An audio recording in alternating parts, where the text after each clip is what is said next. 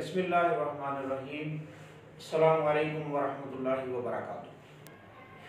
آج ہم نے ایک ٹاپک کا انتخاب کیا ہے۔ میرے ساتھ حکیم ساجد جاوید صاحب موجود ہیں، انشاءاللہ تعالیٰ ان سے بھی کچھ باتیں سنیں گے آگے چل کے، لیکن فی الحال میں ہی آپ کے ساتھ ہوں۔ حکیم صاحب میرے بہت پیارے دوست ہیں اور ہم کالج فیلو ہیں، کلاس فیلو ہیں، تقریباً 20-21 سال پہلے ہم اکٹھا پڑھتے رہے، تو بہت ماہر طبیب ہے ماشاءاللہ۔ ان سے بھی آگے چل کے ہم ڈسکشن میں کچھ باتیں سنیں گے۔ تو آج کا جو ہمارا ٹاپک ہے یہ ایسا ٹاپک ہے کہ بظاہر تو عوام الناس کی اس کی طرف توجہ نہیں جاتی، لیکن عوام کی صحت کے ساتھ، صحت کی بحالی کے ساتھ اور صحت کی حفاظت کے ساتھ اس کا بہت بنیادی تعلق ہے۔ آج ہم بات کریں گے گال بلیڈر یعنی پتے کی تھیلی پہ۔ یہ ایسا ٹاپک ہے جس کو بہت کم بیان کیا جاتا ہے اور بہت کم لوگوں کو پتہ ہے کہ پتے کی تھیلی کا آپ کے جسم کے اندر بنیادی اور نارمل سادہ ترین کردار کیا ہے۔ تو سب سے پہلے ہم اس کا سادہ سا تعارف سمجھ لیتے ہیں کہ پتا ہے کیا۔ تو یوں سمجھیں کہ ہمارے جسم کے اندر جگر ہمارا مرکزی گلینڈ ہے اور ایک فلوئڈ یا ایک رطوبت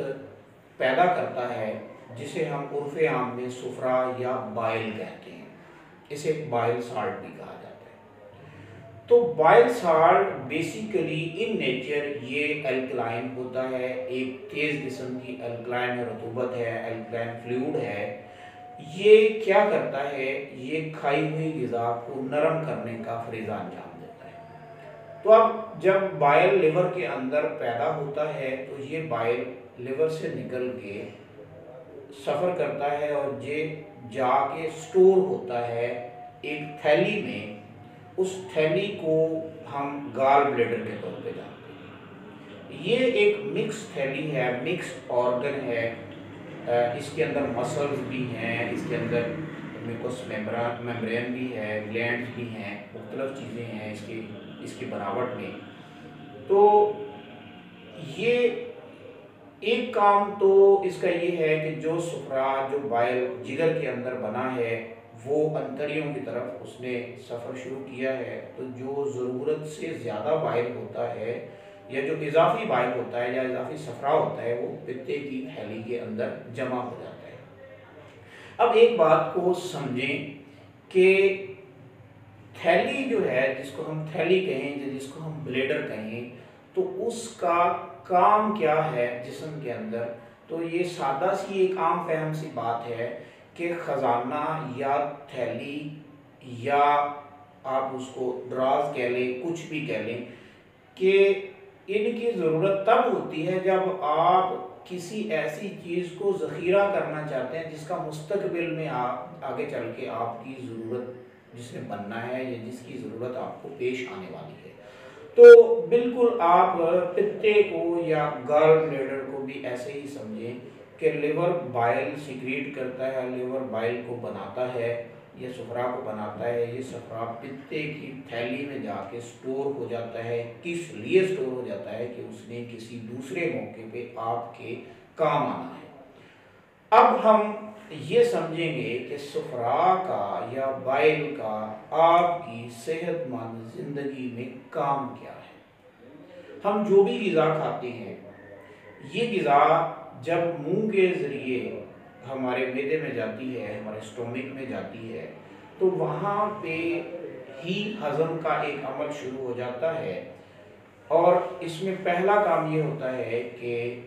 ایک ایسڈ یہاں پہ معدے میں سیکریٹ ہوتا ہے جسے HCl کہتے ہیں، یعنی ہائیڈرو کلورک ایسڈ۔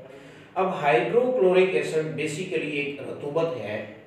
یہ رطوبت ان نیچر ایسڈک ہوتی ہے، یعنی کہ تیزابی ہوتی ہے، اور اس کی pH 3 پوائنٹ سمتھنگ کے قریب ہوتی ہے۔ تو اب یہاں پہ کیا ہوتا ہے؟ جہاں پہ ضرورت اس امر کی ہوتی ہے کہ جب آپ نے غذا کھا لی ہے تو اس غذا کے معدے میں جانے کے بعد اس نے ٹوٹ کے عمل سے گزرنا ہے، اس نے ریزہ ہونا ہے، تو یہ HCl تیزاب جو ہوتا ہے یا ہائیڈرو کلورک ایسڈ جو ہے، یہ اس غذا میں شامل ہوتا ہے اور اس کو توڑ پھوڑ کے عمل سے گزارتا ہے۔ اب یہ غذا آگے بڑھتی ہے آپ کی انتڑیوں میں چلی جاتی ہے، تو انتڑیوں میں جب جاتی ہے تو وہاں پہ اس کے اندر مزید توڑ پھوڑ کا عمل ہوتا ہے، اور اس توڑ پھوڑ کے عمل کے لیے کسی کیمیکل ری ایکشن کی ضرورت ہوتی ہے۔ چونکہ جو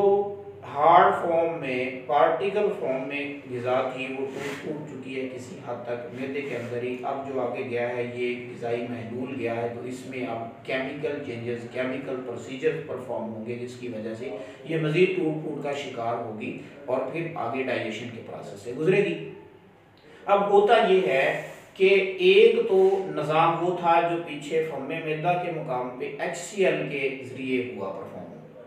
اب دوسرا یہ ہے کہ ہمارا لیور جو ہے ایک انزائم پیدا کرتا ہے، یہ ایک سیکریشن پیدا کرتا ہے، ایک لیکوڈ پیدا کرتا ہے جسے بائل ایسڈ کہتے ہیں۔ یہ bile acid basically in nature alkaline ہوتا ہے اور اس کی پی ایچ 7 پوائنٹ سمتھنگ ہوتی ہے۔ تو اب ہوتا کیا ہے کہ جب غذا انتڑیوں میں جاتی ہے تو اس غذا کے اندر مزید ڈائجیشن کے پروسیس کو پرفارم کرنے کے لیے یہ بائل گال بلیڈر سے نکل کے چھوٹی انتڑیوں میں سیکریٹ کرتا ہے۔ جب یہ وہاں پہ سیکریٹ کرتا ہے یا وہاں پہ گرتا ہے تو کیا ہوتا ہے کہ HCl اور یہ ہمارا جو بائل ہے، چونکہ یہ ایسڈ بیس دو مختلف کیمیکلز تھے تو ان کی وہاں پہ ان کا کیمیکل ری ایکشن ہوتا ہے، تو اس کے نتیجے میں جو وہاں پہ غذا ہوتی ہے وہ مزید ٹوٹ پھوٹ کے پروسیس سے گزرتی ہے اور ڈائجیشن کے باقی پروسیسز کو طے کرتی ہے۔ اب یہاں پہ دو باتیں سمجھنے والی ہیں اور وہ بہت زیادہ اہمیت کی حامل ہیں کہ آپ کا HCl کا توازن اگر بگڑتا ہے تو، یا آپ کا بائل کا توازن اگر قائم نہیں رہتا تو آپ کے دو مقامات پہ بنیادی خرابیاں واقع ہونا شروع ہو جاتی ہیں۔ پہلا مقام ہے آپ کا سٹومک یعنی معدہ، کہ معدے کے مقام پہ خرابیاں واقع ہوتی ہیں، اور دوسرا مقام یہ ہے کہ اگر آپ کا بائل کا نظام ڈسٹرب ہوتا ہے، سفرا کا نظام ڈسٹرب ہوتا ہے، تو آپ کی انتڑیوں کے مقام پہ ڈائجیشن کا عمل متاثر ہوتا ہے، وہاں پہ خرابیاں، پیچیدگیاں پیدا ہونا شروع ہوتی ہیں۔ غذا کے اندر نرمی پیدا ہونی تھی، وہ نرمی اس وقت صحیح طریقے سے پیدا نہیں ہو پاتی جب ہمارا بائل پوری مقدار میں اور بہترین پی ایچ کے ساتھ یعنی 7 پوائنٹ سمتھنگ کے ساتھ انتڑیوں میں سیکریٹ نہیں کرتا۔ تو اس صورت میں کیا ہوتا ہے، یا کم کرتا ہے، تو اس صورت میں کیا ہوتا ہے کہ ڈائجیشن کا عمل متاثر ہوتا ہے، اور خاص طور پہ بائل کا جو تعلق ہوتا ہے یہ آپ کے لپڈ سے ہوتا ہے، آپ کی چربیوں کی توڑ پھوڑ کے ساتھ ہوتا ہے، چکنائیوں کی توڑ پھوڑ کے ساتھ ہوتا ہے۔ تو اگر آپ نے اپنی کھائی ہوئی غذا میں چکنائیاں زیادہ مقدار میں کھائی ہیں تو، یا اگر آپ کی غذا بہت زیادہ بھاری ہے تو اس صورت میں آپ کا بائل ایسڈ زیادہ سیکریٹ کرنا تھا، لیکن اگر وہاں پہ کوئی خرابی ہے تو وہ سیکریٹ نہیں کر پایا، اس کی وجہ سے کیا ہوا ہے کہ وہاں پہ ڈائجیشن کا عمل متاثر ہوا، جس غذا نے صحیح طریقے سے ٹوٹنا تھا وہ ٹوٹی نہیں، ٹوٹنے کے بعد وہ آپ کے ڈائجیشن پروسیس میں پورے طریقے سے شامل نہیں ہو سکی، تو اس کے نتیجے میں کیا ہوتا ہے کہ اس کے نتیجے میں چربیاں یعنی فیٹس یعنی لپڈز، جنہیں ہم عرف عام میں کولیسٹرول، ٹرائیگلیسرائڈز وغیرہ کے طور پہ جانتے ہیں، یہ جسم کی ساختوں میں جمع ہونا شروع ہو جاتی ہیں۔ تو اس میں سب سے پہلی جو تبدیلی واقع ہوتی ہے وہ یہ ہوتا ہے کہ آپ کا پیٹ بڑھنا شروع ہو جاتا ہے، اسی طرح آپ کا معدہ ڈسٹرب رہنا شروع کر دیتا ہے۔ تو یعنی کہ یہ تو ایسی پیچیدگیاں ہیں جن پہ ہم آگے چل کے بات کریں گے، اب ہمارا مقصد صرف یہ تھا آپ کو اتنی لمبی تمہید بتانے کا کہ آپ کا پتا ایک ایسا عضو ہے کہ جس کے کیے ہوئے کام کی بدولت آپ کا سارے کا سارا ہضم کا عمل انجام پاتا ہے۔ یعنی اگر آپ سادہ لفظوں میں یہ سمجھ لیں کہ آپ کا ہاضمہ ٹھیک طریقے سے کام نہیں کر رہا، آپ کی کھائی ہوئی غذا صحیح طریقے سے ہضم نہیں ہو رہی، آپ کے پیٹ میں گیس بن رہی ہے، یا آپ کو جناب ایسیڈیٹی ہو گئی ہے، تیزابیت ہو گئی ہے، وومیٹنگ ہو گئی ہے، یا جناب نوئزہ ہو گیا ہے، یا آپ کو جناب سٹومک پین شروع ہو گئی ہے، یا ابڈومینل پین شروع ہو گئی ہے، تو کہیں نہ کہیں اس سارے عمل کا تعلق آپ کے بائل سیکریشن سے بھی ہے اور HCl سیکریشن سے بھی ہے۔ تو یعنی کہ سادہ لفظوں میں یہ سمجھیں کہ آپ کا جو گال بلیڈر ہے یہ ایک ایسا خزانہ سٹور کرتا ہے کہ جس کی بدولت آپ کا ہضم کا عمل پرفارم ہوتا ہے۔ آج کی اس ویڈیو میں ہم آپ کو صرف یہی بتانا چاہتے تھے کہ آپ کے جسم کے اندر موجود یہ تھیلی، جسے عرف عام میں گال بلیڈر کہا جاتا ہے، اس کی آپ کے جسم کے اندر اہمیت کتنی ہے، آپ کو اس تھیلی کی ضرورت کیوں ہے اور کتنی ہے، اور اگر یہ تھیلی اپنا کام صحیح طریقے سے نہیں کرتی تو پھر کتنی پیچیدگیاں اور مشکلیں آپ کے لیے پیدا ہو سکتی ہیں، بس آج کی اس ویڈیو میں ہم آپ کو یہی بتانا چاہ رہے تھے۔ یہ سلسلہ ہم تقریباً سوچ رہے ہیں کہ 3 ویڈیوز پہ مشتمل کریں گے، یعنی 3 ویڈیوز ہم اس پہ بنائیں گے، تقریباً کوئی 15-20 منٹ کی ویڈیوز ہو سکتی ہیں،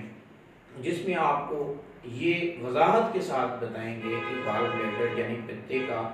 کام، اس سے پیدا ہونے والی پیچیدگیاں، ان پیچیدگیوں کی نشانیاں، اور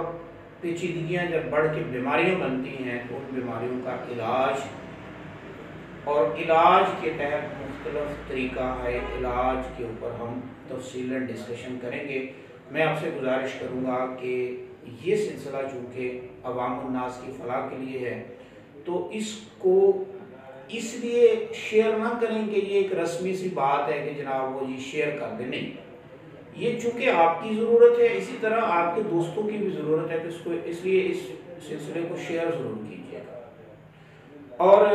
لائک آپ کرنا چاہیں تو کر دیں، نہیں کرنا تو کوئی مسئلہ نہیں ہے، ہمیں لائک وغیرہ سے کوئی